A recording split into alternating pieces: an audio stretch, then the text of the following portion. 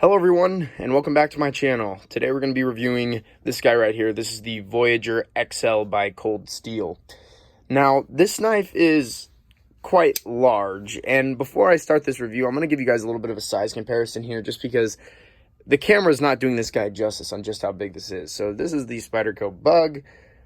Let me show you guys this. This is the Spyderco Bug, this is the Spyderco Tuff Lite, and this is the Spyderco Tuff Lite. All right, this is the Tuff Lite Mini. This is the Tuff Lite. Now, if we put all these blades just heel to toe together, it is only bigger than this knife by maybe about 1 inch to 2 inches.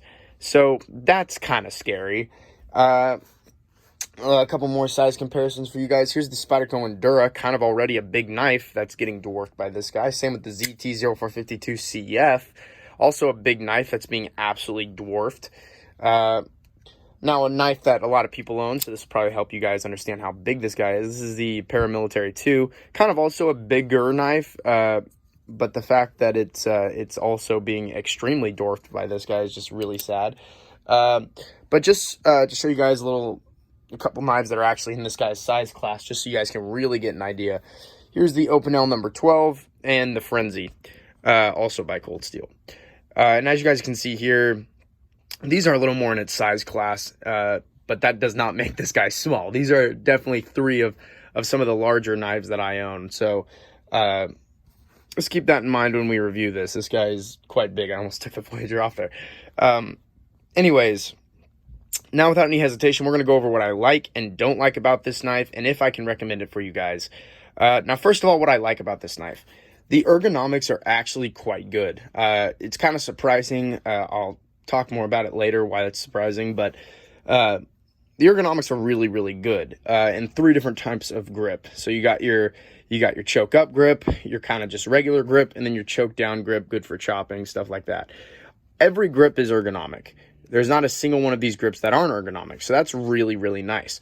Also, there's a little bit of thumb jimping back here right next to the lock, and it's not great in terms of like jimping, but it's not sharp, it's not like too intense, it's not anything like that. Like, it does fit relatively well, but it's still really, really dope what it's able to do. You know, that's some good jimping right there.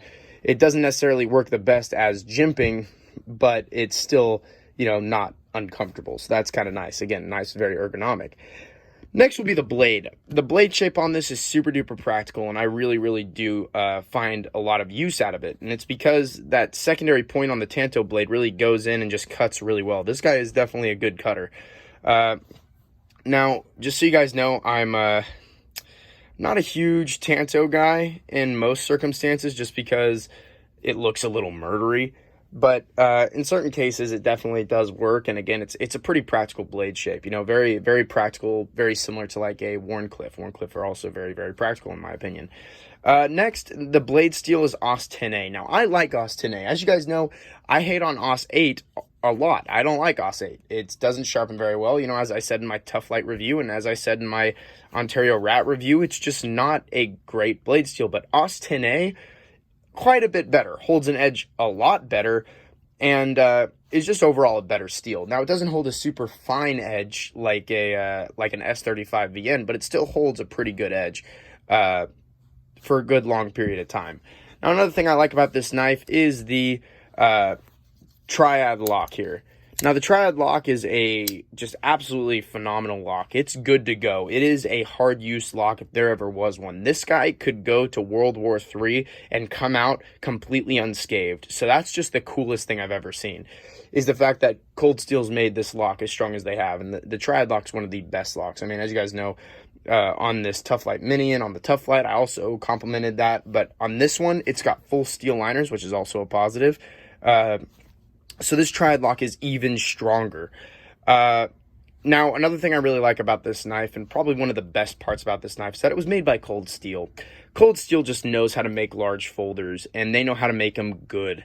And with this knife, absolutely hit it out of the park. Like, this was a great knife. For a big knife, you know, I don't think big knives are necessarily that practical, but I'll talk about that more later. But Cold Steel really hit it out of the park with this one. I mean, This knife is one of my favorites in the line. My number one is obviously the Frenzy, in case you guys didn't know. I don't think I've talked about it before, but yes, the Frenzy is my favorite cold steel knife. I know I'm going to get a lot of hate for that, but I'll explain why in my Frenzy review that'll be coming out whenever it comes out. But this is still a great knife. It still works really, really, really well. And just for its price range, which by the way was about, I bought mine for about 55 to 60 bucks. I can't quite remember, but I remember it being in that lower price range. And for what you get out of this guy, 100% worth it. And that price is a great thing. And no one's doing it like Cold Steel. And that's just the big thing. Selling knives at this price, at this strength level, no one does it like Cold Steel. And so that's just like a big, big plus in my opinion, is Cold Steel really knows what they're doing. Now I'm going to go into what I don't really like about this knife. And, well, you guys might want to buckle up for this one because this might be a roller coaster. Now, I absolutely do not like the thumb studs. It's my least favorite thumb stud. I've talked about it before.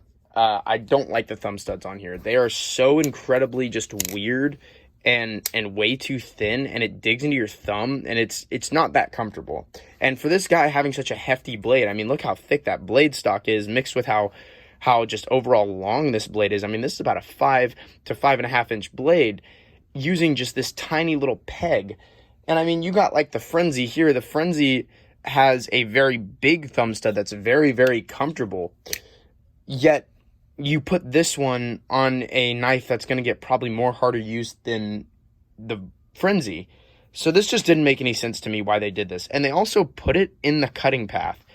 So that's kind of annoying as well. That's going to be kind of a hassle. I wish they would have either raised the sharpening choil up or did something to make this not like that. Maybe even put like a thumb plate right here. You know, they use the thumb plates on their Espada XL.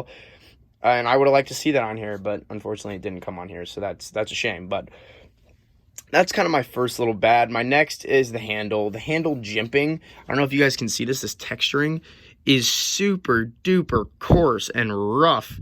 And it will tear at your hands. I mean, I can hold this guy for just a couple seconds, and eventually I'll let go of it, and boom, my hand has just completely got a bunch of holes in it from the handle there.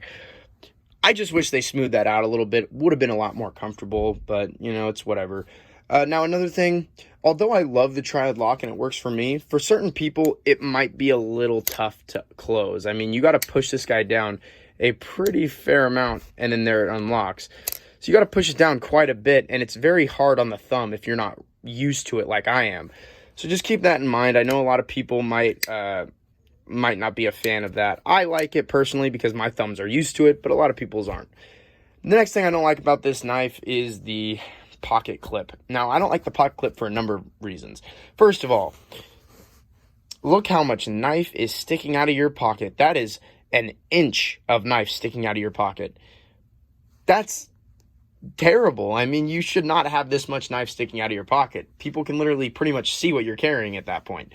Also, the pocket clip is super duper tight and does not want to lift up at all. So you can imagine with the jimping mixed with the really, really bad tension on this, that this probably is not a phenomenal knife for putting in your jeans. It's going to rip up your jeans because the jimping is going to start ripping it up, and then the tightness of the clip that you keep having to shove into your pocket. That is not great. Either work on the jimping or work on the pocket clip, or why not do both and make this knife a really good combo. But anyways, I'm going to stop ranting about the pocket clip. That is not important. Another thing I don't necessarily like about this knife, or at least that I'm finding myself not necessarily liking too much, is pretty much the all-round kind of just screws and stuff like that. And you guys might be confused on what I mean by that. I've taken this knife apart. This is actually one of the few knives I've taken apart. And this might sound stupid. I know it kind of sounds stupid. These screws are way too small for me. I mean, you guys can already see there, that one's almost stripped. Like, I don't know what they're putting in this, what kind of Loctite or what they're doing in these. But for some reason, when I try to take this guy apart, I started to strip this one. This one came out okay, and so did this one. This one started to strip a little bit, and I don't know how I feel about that. It's just not my cup of tea personally, because obviously these are the only screws I'm going to get for this guy, and it's just kind of a shame.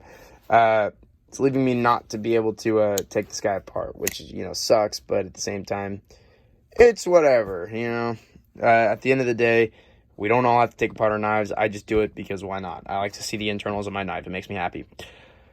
Anyways, guys, that's pretty much my review of this guy. I know it was a little fast, but I kind of have a class soon, and I figured I'd just give you guys this little review, and also kind of tease what I want to start doing, which I'm going to start doing a series that I'm going to call Why Carry. And Why Carry is pretty much just going to be me going over these companies, such as Cold Steel, such as Ontario, such as Opinel, and just explaining why you guys should carry them, or maybe why you shouldn't carry them.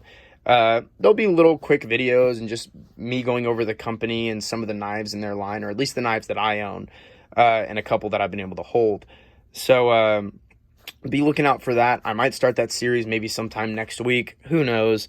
At this point, I definitely don't have a set uploading schedule. But anyways, guys, thank you so much for watching. I almost forgot. I do recommend this knife. This is a hard use knife, good for outdoor use.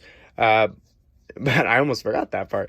That's the funniest thing. Anyways, this guy is good for hard use, good for just chopping and stuff like that. It's good outdoor knife. I would recommend the smaller version of this guy if you really want a Voyager that you can carry. I wouldn't recommend carrying this out of the house. It's a little big and a little scary. A lot of people think you're probably going to go kill somebody, so maybe just use this if you're maybe hiking. I could see this being a good hiking knife, because, I mean, if a mountain lion or something comes up on you and you got this guy in your hand, you'll get somebody. But otherwise, there are some smaller knives that I would probably recommend over this guy. But if you're set on a 12-inch folder, that's good to go and could chop down a tree if you really wanted it to, yeah, go with the Voyager. It's a great knife. Anyways, thank you guys for watching. Stay tuned for my video whenever it comes out. Like, subscribe, and thank you.